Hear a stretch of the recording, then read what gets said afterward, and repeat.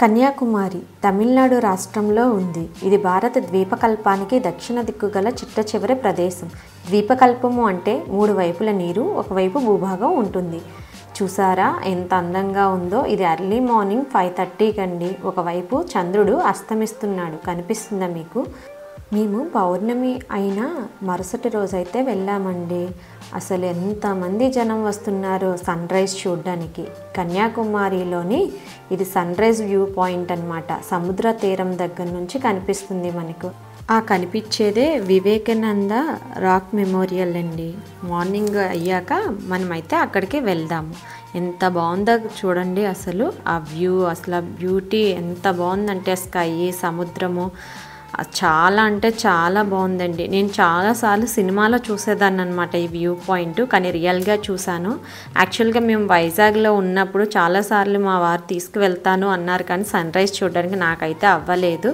So first time నేను కన్యాకుమారిలో sun rise అయితే చూసానండి. చూడండి, సూర్యుడు ఉదయిస్తున్నాడు, ఎంత బాగుందో. అసలు నీలి మేఘాలలోంచి చీల్చుకుంటూ ఆ గోల్డెన్ ఆరెంజ్ కలర్లో బయటకు వస్తుంటే, ఆ సముద్ర అలలు తాకుతూ ఉంటే అది మాటల్లో వర్ణించలేనంత అందంగా ఉందండి. ఒక పక్క నుంచి సముద్ర అలలు చేసే ఆ సౌండు, మరోవైపు నుంచి ఆ నీలి మేఘాలను చీల్చుకుంటూ స్లోగా నెమ్మదిగా సూర్యుడు బయటకు వస్తూ ఉంటే ఆ గోల్డ్ కలరు, ఆరెంజ్ కలరు అసలు మామూలుగా అనిపించలేదండి. అసలు మాటల్లో వర్ణించలేమన్నమాట ఆ దృశ్యాన్ని. ఎప్పుడు చూడలేదన్నమాట. అంటే ఇంత బాగా ఉంటుంది. ఒకవైపు సముద్రం, ఒకవైపు సూర్యుడు, ఒకవైపు ఆ అలల తాకిడి. అసలు ఎంత జనం వచ్చారంటే చూడ్డానికి. సూర్యుడు ఉదయిస్తుంటే చూడ్డానికి వచ్చే వాళ్ళు ఇంతమంది ఉంటారని నేను ఫస్ట్ టైం అయితే చూసానండి. ఆ అందాన్ని చూసాక అనిపించింది నిజంగానే అదొక అద్భుతము. ఆ అద్భుతాన్ని చూడాలంటే మనకి కూడా రాసి పెట్టి ఉండాలి అనిపించింది అనమాట. చూడండి ఎంత అద్భుతంగా ఉందో. అసలు ఆకాశము రంగు, ఆ సముద్రపు రంగు, ఆ సూర్యుడు వచ్చే ఆ గోల్డ్ అండ్ ఆరెంజ్ కలరు అసలు మామూలుగా చెప్పలేమండి మాటల్లోని. అసలు ఆ ప్రశాంతత, ఆ వాతావరణము, ఆ సహజ అందానికైతే మనం ఎన్నిసార్లు వర్ణించుకున్నా తక్కువే అవుతుంది. చూసారా, దగ్గర నుంచి చూపిస్తున్నాం కొంచెం జూమ్ చేసి. నిజంగా చాలా అద్భుతంగా ఉందండి. కన్యాకుమారికి వెళ్ళిన వాళ్ళైతే కంపల్సరిగా సన్ రైజు, సన్సెట్ చూడటానికి చాలా బాగా ఇష్టపడతారంట. ముఖ్యంగా పౌర్ణమి రోజు అయితే సాయంత్రం పూట ఒకే రోజు సన్సెట్టు, చంద్రుడు ఉదయించేది కూడా చూడగలుగుతారంట. మేము పౌర్ణమి నెక్స్ట్ డే వెళ్ళటం వల్ల చంద్రుడు అస్తమించేది, సూర్యుడు ఉదయించేది కొంచెం చూడగలిగాము. కానీ నిజంగా అయితే ఎంత బాగుందండి, ఎంత ప్రశాంతంగా, ఆ చల్లని గాలి అసలు మాటల్లో వర్ణించలేమన్నమాట. సో కంపల్సరీగా కూడా విజిట్ చేయండి ఈ సన్ రైజ్ వ్యూ పాయింట్ని. ఆ చల్లని గాలి మనల్ని తాకుతూ ఉంటే, ఆ సముద్ర అలల నుండి వచ్చే నీరు మనల్ని తాకుతూ ఉంటే, ఆ కిరణాలు లేలేతగా మన పైన పడుతూ ఉంటే ఆ యొక్క అద్భుతాన్ని వర్ణించడం మాటల్లో చెప్పలేమండి. నిజంగా చూస్తే మాత్రం మనల్ని మనం మైమర్చిపోతామన్నమాట. ఒక సూర్యోదయం ఇంత అందంగా ఉంటుందని నేను ఫస్ట్ టైం ఫీల్ అయ్యానండి. అసలు అంత దగ్గర నుండి చూస్తుంటే మాటల్లో చెప్పలేని ఆనందాన్ని, నేను అనుభూతిని అయితే పొందాను. సో కంపల్సరీగా ఎవరైనా కన్యాకుమారి వెళ్ళినప్పుడు అయితే సన్ రైజ్ని మాత్రం ఎట్టి పరిస్థితుల్లోనే మిస్ అవ్వకండి. మేము చాలాసేపు అక్కడే ఉండిపోయామండి. అసలు ఆ అందాన్ని చూస్తూ చాలాసేపు ఉండిపోయే బీచ్లో ఆడుకొని బయటకైతే వచ్చాము. తర్వాత వచ్చేసి ఇది ఇంత జనము లైను ఏంటా అని చూస్తున్నారా, ఇది వచ్చేసి నేను చూపించాను కదండి వివేకానంద మెమోరియల్ రాక్ అని. సో అక్కడికి వెళ్ళాలంటే మనం బోట్లోనే వెళ్ళాల్సి ఉంటుంది. సో ఇక్కడైతే కన్యాకుమారి ఫెరీ సర్వీస్ అనేసి ఉంది. దీనికి వచ్చేసి మామూలుగా నార్మల్ అయితే 75 రూపీస్, స్పెషల్ అయితే 300 రూపీస్ అనమాట. మీరు చూస్తున్న లైన్ వచ్చేసి 75 రూపీస్. 1 కిలోమీటర్ వరకు ఉందండి ఆ లైను. అసలు అంత ఎండలో మేము వెళ్ళేది 9:30, 10 అలా ఆ రేంజ్లో వెళ్ళాం మార్నింగు. ఆ టైంకే ఎండ చాలా ఎక్కువగా ఉంది. సో అప్పటికే అసలు 1 కిలోమీటర్ పైనే లైన్లో జనాలు నిల్చొని ఉన్నారనమాట 75 రూపీస్ టికెట్కి. మేమైతే 300 రూపీస్ టికెట్కి వెళ్ళిపోయాము, పిల్లలు ఉన్నారు కాబట్టి అంత టైం క్యూలో నిల్చోలేమని చెప్పి. నేను అనుకున్నాను 300 రూపీస్ టికెట్ కదా, త్వరగా అయిపోతుందేమో ఒక 1 అవర్లోని అని అనుకున్నాను అనమాట. కానీ 300 రూపీస్ టికెట్కి కూడా మాకు ఆల్మోస్ట్ 2 అవర్స్ వెయిటింగ్ అయితే పట్టేసిందండి. మేము వెళ్ళింది థర్స్డే, వీక్ డేలోనే వెళ్ళాము. థర్స్డే రోజు అంత జనం ఉన్నారంటే ఇంకా సాటర్డే సండే వస్తే ఎంతమంది జనం ఉంటారో మాటల్లో అయితే చెప్పలేమండి. సో మాకు 2 అవర్స్ వెయిట్ చేయగా వెళ్ళాము. అది కనిపించేదే కన్యాకుమారి టెంపుల్ అండి, మీకు కనిపిస్తుందా? సో అది వచ్చేసి కన్యాకుమారి అమ్మవారి టెంపుల్. అది వచ్చేసి rock memorial, Vivekananda rock memorial అనమాట. అక్కడికే మనం వెళ్ళేది.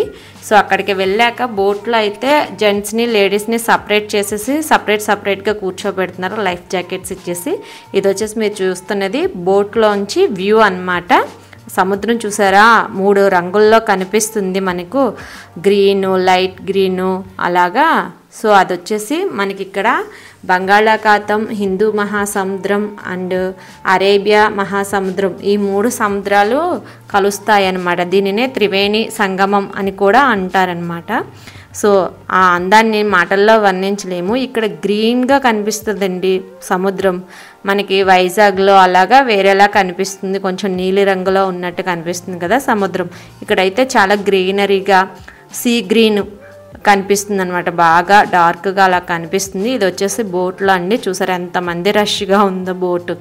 కాకపోతే ఒక ఫ్యామిలీ వెళ్ళారంటే విడిపోయి వెళ్ళాలన్నమాట, జెంట్స్ సపరేటు లేడీస్ సపరేటు అలా వెళ్ళాలి. అది ఒక్కటే నాకు నచ్చలేదు నిజం చెప్పాలంటే. ఎందుకంటే ఫ్యామిలీ ట్రిప్ అంటే కలిసి ఎంజాయ్ చేయాలి, కలిసి చూడాలి అనుకుంటారు.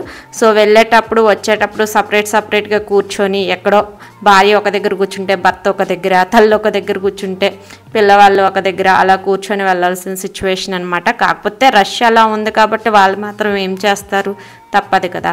కాకపోతే ఆ అలలు చాలా ఎక్కువగా ఉన్నాయండి ఇక్కడ, పెద్ద పెద్ద అలలు అనమాట.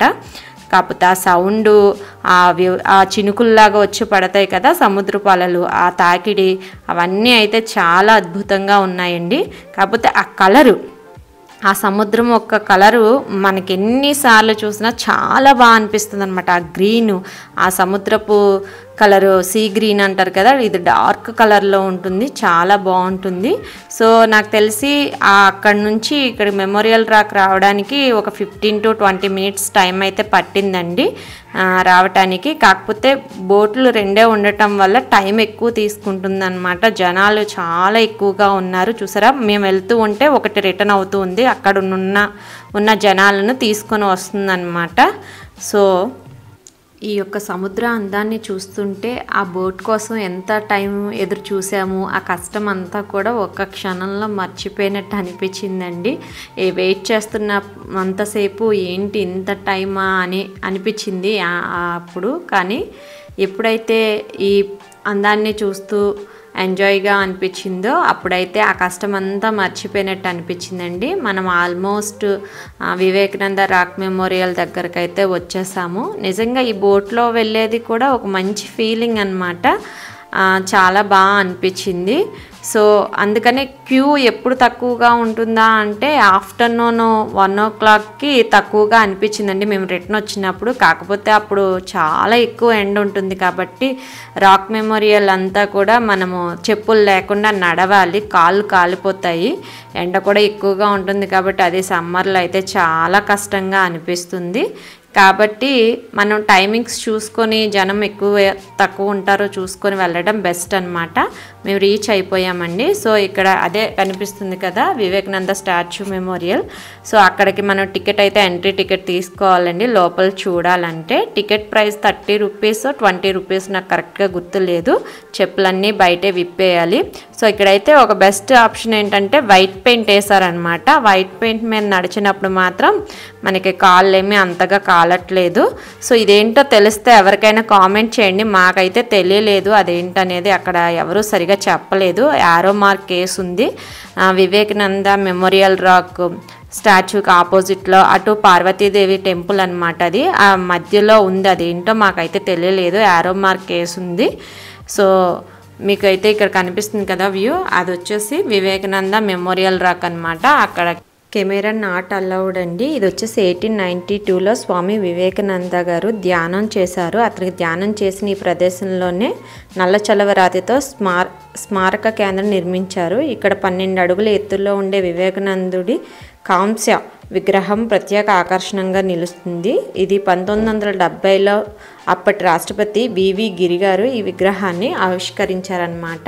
సో అక్కడైతే camera not allowed. So meditation చేసుకునే హాల్ కూడా కింద ఉందండి. అక్కడ కూడా కెమెరా నాట్ అలౌడ్. డార్క్ రూమ్లా ఉంటుంది. చాలామంది అయితే మెడిటేషన్ చేసుకుంటారు అక్కడ. ఇక్కడైతే ఎంత విశాలంగా ఉందో, ఎంత చల్లని గాలి వస్తుందో. అంత ఎండగా ఉన్నా కూడా, అప్పుడు 11 o'clock అలా అయిందనమాట మేము వెళ్ళేసరికి. కానీ ఎండగా ఉన్నా కూడా చల్లని గాలి అయితే బాగా వస్తుందండి. ఎప్పుడూ నడవని మా పాప కూడా తనంతట తానే నడిచేసింది. అసలు అక్కడ నుంచి రావడానికైతే ఇష్టపడలేదు. చాలా ఎక్కువ ఉంటుంది నడవటానికి. సో కంపల్సరిగా వైట్ పెయింట్ మీద అయితే నడవండి. నాకు తెలియకుండా నేను నార్మల్గా నడుస్తుంటే మా బాబు చెప్పాడనమాట, అమ్మ వైట్ పెయింట్ మీద నడు, కాలు కాలట్లేదు అని చెప్పేసి. సో మా పిల్లోడు అబ్జర్వ్ చేసింది కూడా నేను అక్కడ అబ్జర్వ్ చేయలేదని నాకు అర్థమైంది. ఇక్కడ కూడా ఇది వచ్చేసి గ్లాస్ బ్రిడ్జ్ అండి, కొత్తగా కట్టారనమాట. ఆ కనిపించేది తిరువల్లువర్ స్టాచ్యూ అండి. వివేకానంద రాక్ మెమోరియల్ నుంచి తిరువల్లువర్ స్టాచ్యూకి గ్లాస్ బ్రిడ్జ్ అయితే వేశారు. చూస్తున్నారా, అది గ్లాస్ బ్రిడ్జ్ అనమాట. మనం చెప్పులు లేకుండానే నడవాలన్నమాట దాని మీద. చెప్పులు అయితే బయటే మనం వదిలేస్తాము. కానీ చాలా బాగుందండి, చాలా కొత్తగా డిఫరెంట్గా ఉంది. కింద సముద్రం కనిపిస్తుంది మనకి గ్లాస్ మీద నడుస్తూ ఉంటే. అది డిఫరెంట్ ఎక్స్పీరియన్స్ అనమాట. చాలా కొత్తగా ఉంది. కొత్తగా ఇంకా కన్స్ట్రక్షన్ జరుగుతూ ఉందన్నమాట. సో ఈ తిరువల్లువర్ విగ్రహం వచ్చేసి 113 అడుగులు ఎత్తులో ఉంటుంది. అక్కడ కూడా లోపల మనం 3 floors అయితే స్టెప్స్ ఎక్కి పై వరకు వెళ్ళొచ్చండి. ఇవి చూస్తున్నారా, ఇవి 3 floors ఉంటాయి. 3 floors అయితే ఎక్కాలి.